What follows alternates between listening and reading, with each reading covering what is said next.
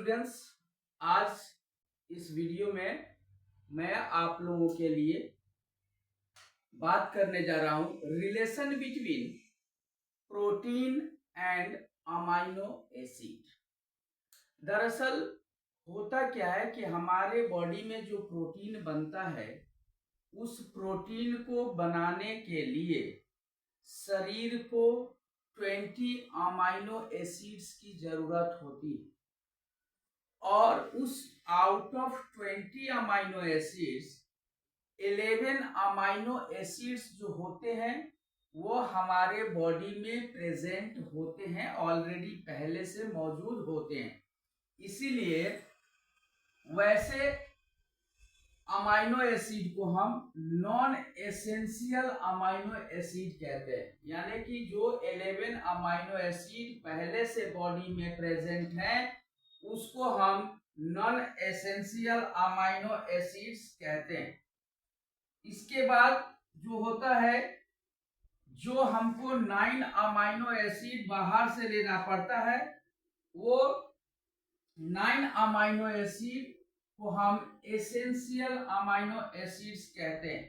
यानी कि यह अमाइनो एसिड हमको बाहर से यानी कि फूड के द्वारा, भोजन के द्वारा हमारे शरीर में लेना पड़ता है। इसीलिए ऐसे अमाइनो एसिड्स को हम एसेंशियल अमाइनो एसिड्स कहते हैं।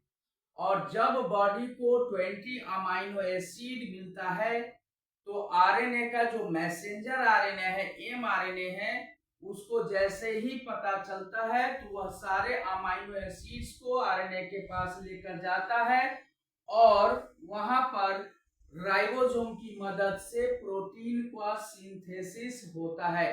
तो आज के इस वीडियो में मैं आप लोगों को यही बताने जा रहा हूं कि हमारे बॉडी में कौन कौन से 11 अमाइनो एसिड्स पाए जाते हैं और कौन कौन से 9 अमाइनो एसिड्स की जरूरत हमारे बॉडी को होती है।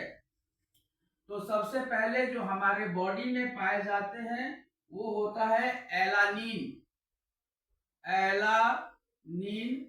दूसरा जो अमाइनो एसिड होता है एर्जिनिन। तीसरा जो अमाइनो एसिड होता है वो होता है एस्पार्जिन।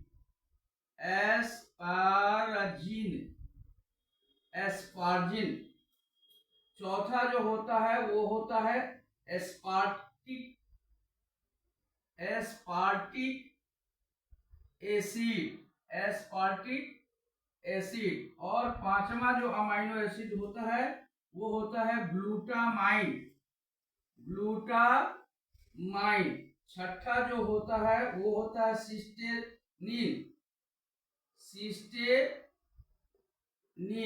सातवां जो होता है वो होता है ग्लूटामिक एसिड।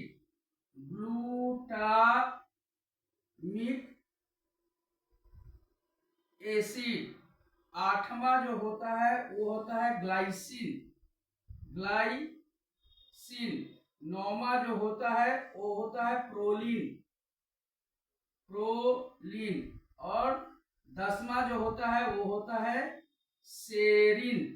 और 11वां जो होता है वो होता है टायरोसिन। तो इस तरह से हमारे शरीर में ये 11 अमाइनो एसिड प्रेजेंट ऑलरेडी होता है। इसीलिए इसकी जरूरत हमको बाहर से लेने की नहीं पड़ती है। इसीलिए इस प्रकार इस अमाइनो एसिड को हम नॉन एसेंशियल अमाइनो एसिड्स कहते हैं। अब वैसा अमाइनो एसिड्स जो हमको भोजन के द्वारा लेना पड़ता है, जो हम बाहर से, चाहे वो सोयाबीन हो, चाहे दाल हो, या rich source of protein food से जो हम लोग लेते हैं, उसको हम एसेंशियल अमाइनो एसिड्स कहते हैं। अब हम बात करेंगे कि वह कौन कौन सा अमाइनो एसिड है जो हमारे बॉडी के लिए एसेंशियल है। तो सबसे पहला जो अमाइनो एसिड है वो है हिस्टीडीन। दूसरा जो अमाइनो एसिड है आइसोल्यूसिन। ल्यूसिन।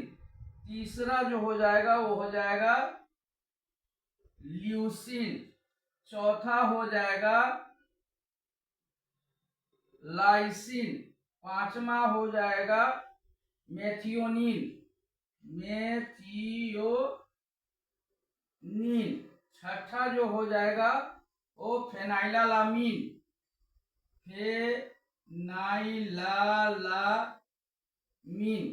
फेनाइलालामीन।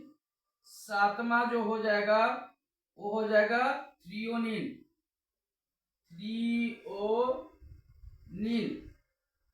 आठवां जो हो जाएगा वो होगा ट्रिप्टोफैन। और नौवां जो हो जाएगा वो होगा वैलिन। तो ये जो अमाइनो एसिड्स है ये हमारे बॉडी के लिए एसेंशियल अमाइनो एसिड है। जब ये 11 और 9 दोनों मिलकर 20 अमाइनो एसिड हमारे बॉडी को प्राप्त होंगे, तब जाकर हमारा बॉडी जो है वह प्रोटीन सिंथेसाइज करेगा। इसके बिना हमारा बॉडी प्रोटीन सिंथेसिस नहीं कर सकता है।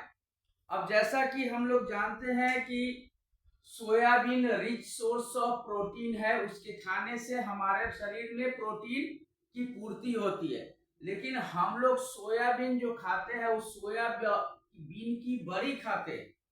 असल में जो सोयाबीन होता है वह एक सीड्स होता है जिसमें नेचुरल सोर्स से नेचुरल प्रोटीन पाया जाता है।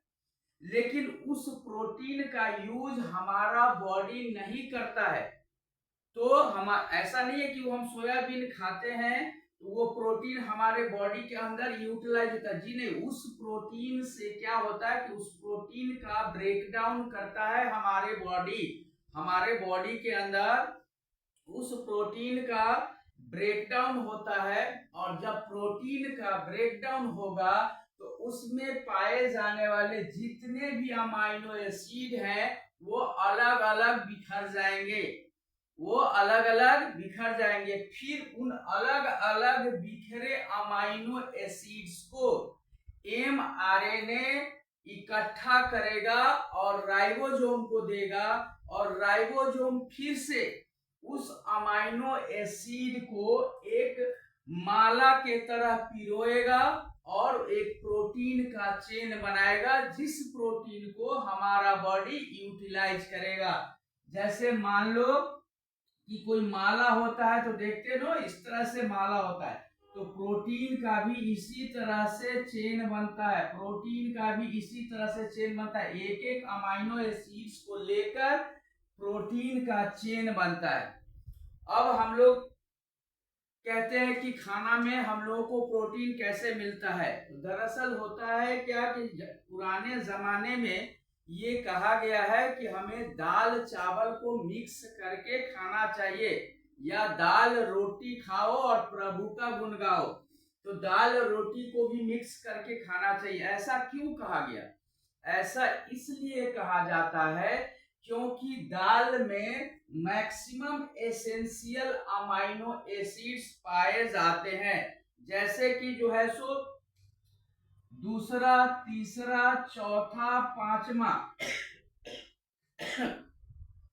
सातवां, आठवां, नौवां, यानी कि 1 2 3 4 5 6 7 ये 7 अमाइनो एसिड हमको सिर्फ पल्स में मिल जाते हैं, दाल में मिल जाते हैं।